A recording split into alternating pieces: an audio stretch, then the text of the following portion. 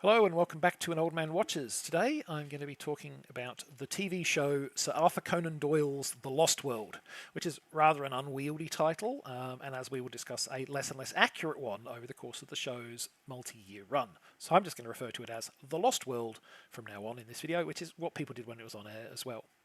Premiering in 1999 and running for 3 seasons, the show begins, as Lost World adaptations are apt to do, with the brilliant but maverick Professor Challenger hypothesizing that dinosaurs still exist in an isolated location deep in the Amazon jungle.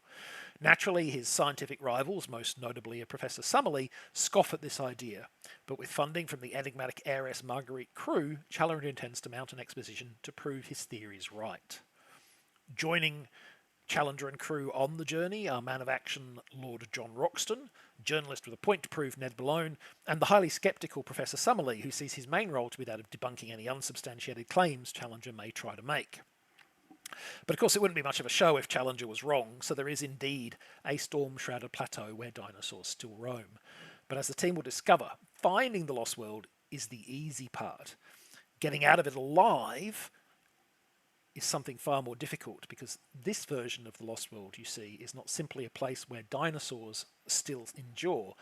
It is something far more strange than that and far more difficult to escape.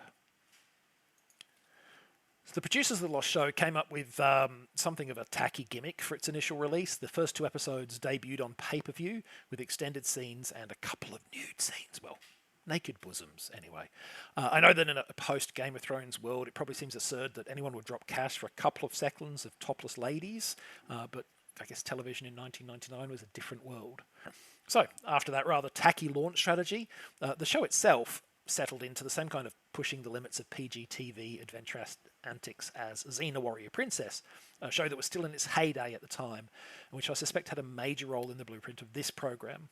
Like Xena, Lost World blended cheaply made action and comedy with skimpy outfits, as exemplified by the prominently displayed Victoria here, who is a survivor of an earlier expedition that the team meet when they reach the plateau, while staying obviously within the bounds of free-to-air TV. You can have a woman in a tiny bikini, but she's got to keep that tiny bikini on. And the DVD releases the program, or certainly the DVD release I have, follows the same pattern of PG TV friendly kind of content, and the nude scenes are missing, which is fine by me because who needs them. Also, like Xena, The Lost World trotted out self-contained, week-by-week adventures that were loosely connected by a central, overarching, and deliberately unobtainable main goal for the characters. In Xena, it's her quest for redemption. In this show, it's the expedition members' quest to escape. The show's also borrowed something else from Xena as well, which is a complete disregard for the space-time continuum. I suspect to some extent this was a narrative necessity for the Lost World. Dinosaurs are scary, but they don't talk, they don't have plans, and they're expensive to do well on screen, especially when you've got a 1999 TV show budget.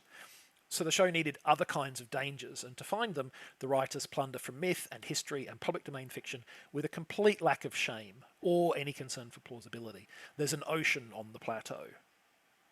Just let that sink in. An ocean on the plateau. How big is this place? But we're not done. There's also ancient Egyptians, and Camelot, and a vampire who lives in a Gothic castle. And also cursed aviators, an Aztec trickster god, a literal dragon lady, a ghostly warlord, and the genuine Jack the Ripper. Not to mention werewolves, Amazons, aliens, about a dozen different magical curses, and perhaps most terrifying of all, lost 21st century tourists. And finally, if you think that they were going to film a series in Australia and not make some kind of nod to the Road Warrior, well, you better think again, because that's in here too. All of which means, of course, that the show quickly retains only the most minor connection to Conan Doyle's 1912 novel. In practice, in fact, the connection is mostly just that second-rate CGI dinosaurs turn up on a semi-regular basis to chase the protagonists and all their enemies. I find myself unreasonably fond of the show's naff CGI in general, I have to admit, achieving a kind of nirvana of nerdy glee when one episode ends with a lousy CGI velociraptor fighting equally lousy CGI skeletons. This is the kind of silliness that I can get behind. And your willingness to go along with the show's core narrative concept, which, even if not ever explicitly stated, is basically the plateau is a mystical nexus of strangeness and anything from space or time can end up here. will be a key factor in your enjoyment of the show. If you're not on board for this kitchen sink of fantastical motifs, you're quickly going to get frustrated. But if you are on board with it, you might have fun. As long as you're okay with the show's cheap visuals and sometimes clumsy plot lines, that is. You'll probably be helped in that regard by the cast, who gamely lean into the silliness without ever winking and nodding at the camera. I give particular credit to William Snow and Rachel Blakely. Despite being lumbered with the show's most overdone subplot, an interminably unresolved will they won't they romance between their characters of Ruxton and Marguerite that spins in ever less interesting circles for season on season, the two actors never give any indication they're doing anything but their best to sell it. And this same willingness to try applies to the whole main cast. No matter how ridiculous an episode scenario, and some of them are truly ridiculous, the core group of actors always treat it as if it was genuinely life and death for their characters. Which is not to say that they don't sometimes play things for laughs or for groans, because there's quite a vein of dad jokes to be found here. The program often has comedic moments, but those moments of humour are in character, not invitations for us to laugh at the show's shortcomings, which are several, to be fair. I don't think the Lost World cast have quite the same dynamic comedic chops exhibited by Xena's Lucy Lawless and Renee O'Connor, but they work hard to sell both the dramatic and humorous moments for their characters, and I've got to give them credit for that. So, assuming you're okay with the ropey effects and silly scattershot storylines of the show, there's still one thing left that might ruin this program for you, which is that it got cancelled without a resolution. Season 3 ends on multiple cliffhangers, all of which were intended to be resolved in the show's 4th season, or its 5th. The episodic nature of the show meant that it would have been easy for the writers to pad things out pretty much indefinitely if the ratings stayed strong and the funding kept coming. Unfortunately for the show's fans, and its cast and crew of course, the TV market of the early 2000s was moving away from lightweight adventure fare such as The Lost World. They were unable to find fundings for Season 4, and the show ended with everyone still hanging from their respective cliffs.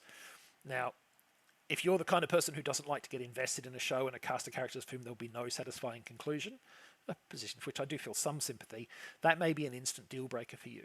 If you're okay with just enjoying the show for its silly antics and you don't really care about a proper finale, or if you're willing to just read the 2-paragraph summary of the plans that's shared on Wikipedia, then you might want to seek this out. You'll need a pretty well-developed taste for cheese, though, because there's plenty of it on offer here.